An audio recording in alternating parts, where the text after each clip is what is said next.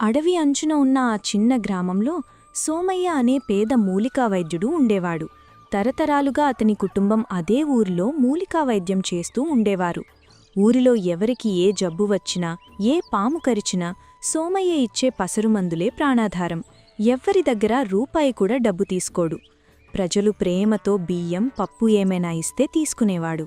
మన సోమయ్య చేతిలో ఏదో మాయుందిరా, ఏ రోగాన్నైనా ఇట్టే నయం చేస్తాడు.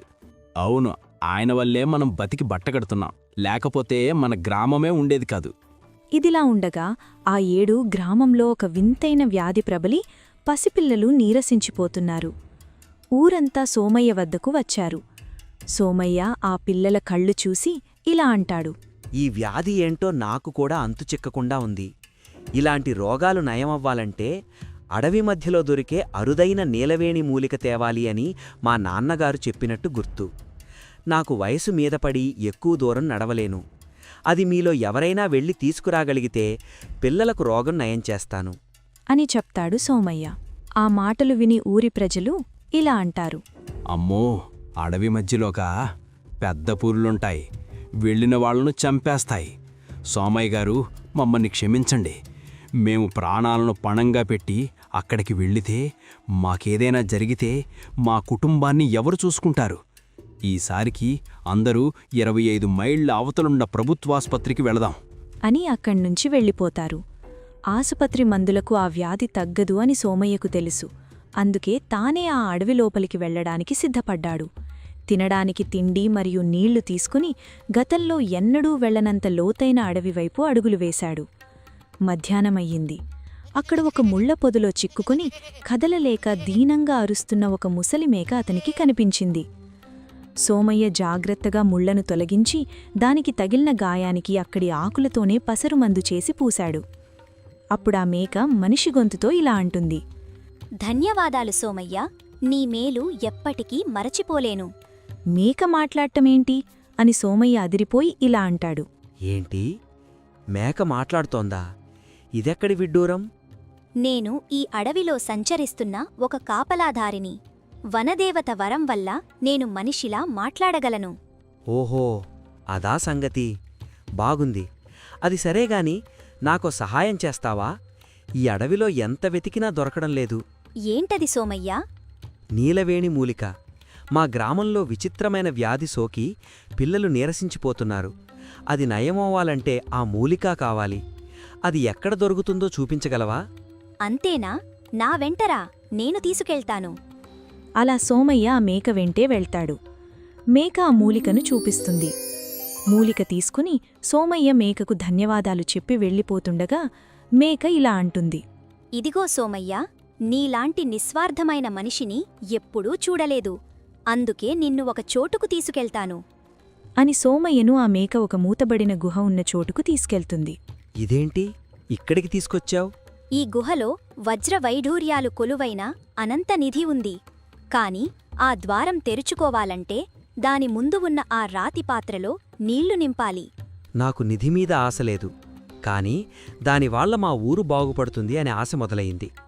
రోడ్లు, కరెంటు, ఇంకా అవసరమైనన్ని నీటి చెరువులు, ఇవన్నీ చేయించవచ్చు కదా. ప్రయత్నిస్తాను. సోమయ్య, ఇంకా షరతు పూర్తవ్వలేదు.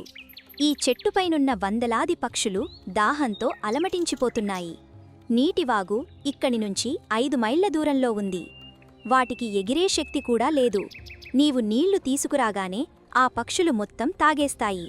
వాటి దాహం తీరుస్తూ ఆ రాతిలో నీరు నింపగలవా? గుర్తుపెట్టుకో, ఈ క్రమంలో ఒక్క పక్షి దాహంతో చనిపోయినా ఆ నిధి నీకు దక్కదు. పెద్ద షరతే, కాని ఇన్ని పక్షులకి దాహం తీర్చే అవకాశం ఆ దేవుడు నాకిచ్చాడనుకుంటాను. మొదలు పెడతాను అని సోమయ్య ఏరు దగ్గరకు వెళ్లి తన చిన్న కుండతో నీళ్లు తెచ్చాడు. పక్షుల ఆకలితో దాహంతో అతని మీద పడ్డాయి. సోమయ్య తన కోసం తెచ్చుకున్న రొట్టె ముక్కలను పొడిచేసి వాటికి వేసి నీళ్లు తాగించాడు. ఎన్నిసార్లు తెచ్చినా పక్షులు వందల సంఖ్యలో ఉండటం వల్ల నీరు దారిలోనే అయిపోయేవి. సోమయ్య కాళ్ళు లాగడం మొదలుపెట్టాయి. అయినా సరే వదలకుండా ఆ పాత్రను నింపడంపై దృష్టి పెట్టాడు. కాసేపటికి సోమయ్య ఇది గమనించాడు. పాత్ర నిండటం లేదు. ఎందుకంటే పక్షులు తాగుతున్నాయి, మిగిలిన నీరు ఎండకు ఆవిరైపోతోంది. అప్పుడు సోమయ్య ఒక ఉపాయం చేశాడు. పక్షులన్నీ తడిసి చల్లబడటానికి ఒక బట్టను నీళ్లలో ముంచి వాటిమీద చిలకరించాడు. దీనివల్ల వాటికి త్వరగా ఉపశమనం కలిగింది. ఆ తరువాత పక్షులన్నీ తృప్తిగా తాగాక మిగిలిన నీటిని పాత్రలో పోశాడు. పక్షులు కూడా సోమయ్యకు సహాయంగా తమ ముక్కులతో ఆకులు కొమ్మలు తెచ్చి పాత్రపైన ఎండపడకుండా నీడలా కప్పాయి. చివరకు ఆ పెద్ద రాతి పాత్ర నిండింది. గుహద్వారం కదిలింది. లోపల బంగారం వజ్రాలు రాసులుగా ఉన్నాయి. అది చూసి మేక ఇలా అంటుంది, వెళ్ళు సోమయ్యా, నువ్వు గెలిచావు. ఈ నిధి మొత్తం ఇక నీ సొంతం. సోమయ్య లోపలికి వెళ్ళి కొన్ని బంగారు నాణాలు మాత్రమే తీసుకుని బయటకొచ్చాడు. అది చూసి మేక ఇలా అంటుంది, ఏంటి సోమయ్యా, ఇంత కష్టపడ్డావు? ఈ కొన్ని నాణాలు సరిపోతాయా? ముందే చెప్పాను కదా, నాకు నిధి మీద ఆశ లేదు. మా ఊరు బాగుకోసం ఇవి సరిపోతాయి. ఈ బంగారు నాణేల కన్నా ఇన్ని వందల పక్షుల దాహం తీర్చాను. అదే మహానందంగా ఉంది అని సోమయ్య అక్కడ్నుంచి వెళ్ళిపోతాడు. సోమయ్య ఊరికి వెళ్ళగానే ఊరి జనం తన ఇంటి వద్ద ఉంటారు. ఆసుపత్రి మందులు పనిచేయలేదు అని సోమయ్యతో చెబుతారు. సోమయ్య ఆ నీలవేణి మూలికను ఉపయోగించి పసరు చేసి పిల్లలికిచ్చాడు. వెంటనే అది పనిచేసింది. పిల్లల రోగం మాయమయ్యింది. ఇంకా సోమయ్య అడవిలో జరిగిన విషయం చెప్పి ఊరి బాగుకోసం గ్రామంలో పెద్ద చెరువు తవ్వించాడు, రోడ్లు వేయించాడు. ఆ ఊరి ప్రజలకు మూలికా వైద్యం కూడా నేర్పించాడు. అనగనగా ఒక చిన్న పల్లెటూరు. అక్కడ ఒక చిన్న గుడిసెలో రామయ్య, అన్నపూర్ణమ్మ నివసించేవారు. రామయ్య వయసు పైబడినవాడైనా ప్రతిరోజూ సూర్యోదయానికి ముందే పాత గొడ్డలి పట్టుకుని అడవికి బయలుదేరేవాడు. అన్నపూర్ణమ్మ రామయ్య తెచ్చే కట్టెల కోసం ఎదురుచూసేది. ఆ కట్టెలను సంతలో అమ్మగా వచ్చే 2-3 పైసలతో నూకలు కొని ఇంట్లో ఉన్న పాత మట్టి కుండలో నీళ్లు పోసి గంజి వండుకొని వారి ఆకలి తీర్చుకునేవారు. ఆ ఊరిలో అందరూ వారిని చూసి జాలిపడేవారే కాని ఎవరూ సహాయం చేసే స్థితిలో లేరు. రామయ్య ఎప్పటిలాగానే అడవికి వెళ్ళి ఇంటికొస్తాడు. వచ్చి ఇలా అంటాడు, అన్నపూర్ణ, ఈరోజు అడవిలో గాలివాన రావడం వల్ల ఎండుకట్టెలు అస్సలు దొరకలేదు. కేవలం ఈ చిన్న మోపు మాత్రమే దొరికింది. ఇదమ్మితే మనకి ఒక పూట గంజికి కూడా సరిపోదు. ఏం పర్వాలేదండి, భగవంతుడు ఏదో ఒక దారి చూపిస్తాడు. కాని మన పక్కనున్న చిన్నారి చిట్టి నిన్న రాత్రి నుండి ఆకలితో ఏడుస్తోంది. దానికి కొంచెం గంజిపోద్దామన్నా మన దగ్గర గింజల్లేవే అని బాధగా ఉంది. నీ మనసు చాలా గొప్పదే. నీకు లేకపోయినా ఇంకొకరి ఆకలి తీర్చాలి అనుకుంటావు. సరే, నేను మళ్ళీ అడవిలోకి వెళ్ళి ఏదైనా దొరుకుతుందేమో చూస్తాను. ఈసారి మరీ లోపలికి వెళ్ళి గాలిస్తాను. రామయ్య అడవిలో చాలా దూరం వెళ్ళాడు. ముందెన్నడూ చూడని ఒక వింత ప్రదేశానికి చేరుకున్నాడు. అక్కడ ఒక పాత పాడుబడిన గుడి ఉంది. ఆ గుడి వెనుక ఒక వింతైన మట్టి పొయ్యి కనిపించింది. దానిమీద ఒక చిన్న కుండ ఉంది. అదేమిటి? ఈ అడవి మధ్యలో ఈ పొయ్యి ఎవరు పెట్టారు? దీని కింద మంట లేదు, కాని కుండ నుండి పొగలొస్తున్నాయి. ఆకలితో నకనకలాడుతున్న రామయ్య ఆ కుండ మూత తీశాడు. ఆశ్చర్యం! అందులో వేడివేడి అన్నం, పప్పు, నెయ్యి వడ్డించినట్లు సిద్ధంగా ఉన్నాయి. ఏంటి వింత అని ఆలోచిస్తుండగా ఆ కుండ నుంచి ఒక స్వరం వినిపించింది. రామయ్య, భయపడకు. నీవు మరియు నీ భార్య ఎంతో నిస్వార్థపరులు. అందుకే ఈ మాయా పొయ్యి నీకు దొరికింది. ఇందులో నువ్వు ఏది వండాలనుకున్నా అది క్షణాల్లో సిద్ధమవుతుంది. కాని ఒక్క షరతు, దీనిలోని ఆహారాన్ని ఆకలితో ఉన్న పేదలకు పెడితేనే అది అమృతంలా ఉంటుంది.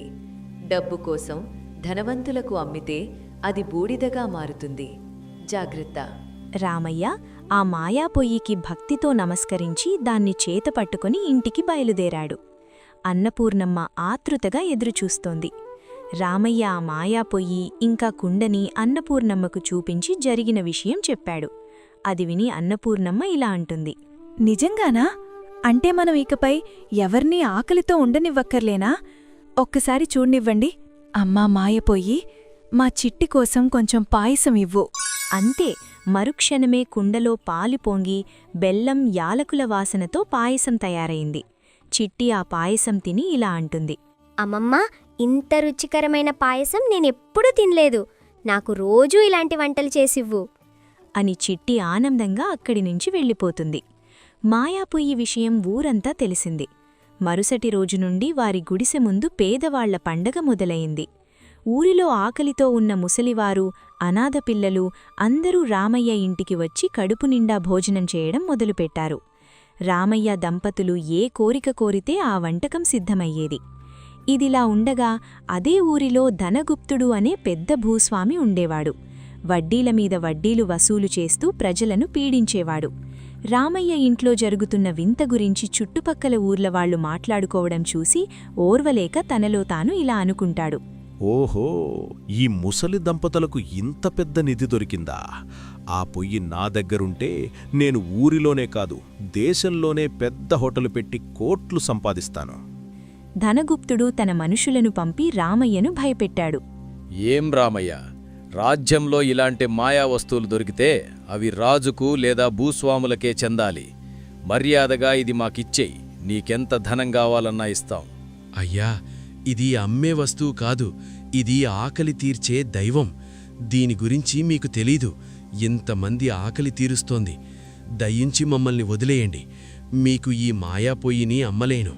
రామయ్య, ఎక్కువ మాట్లాడుతున్నావు. మాతో పెట్టుకుంటే మీ ప్రాణాలే ఉండవు. మర్యాదగా దాన్ని మాకమ్ము, లేదంటే మిమ్మల్ని చంపి దాన్ని తీసుకుపోతాం. పాపం రామయ్య భయపడి ఆ మాయా పొయ్యిని వాళ్లకిచ్చేశాడు. కాని ఆ పొయ్యి షరతు గురించి చెప్పలేదు. ధనగుప్తుడు తన మేడమీద ఒక పెద్ద విందు ఏర్పాటు చేశాడు. ఊరిలోని గొప్ప గొప్ప ధనవంతులందర్నీ పిలిచాడు.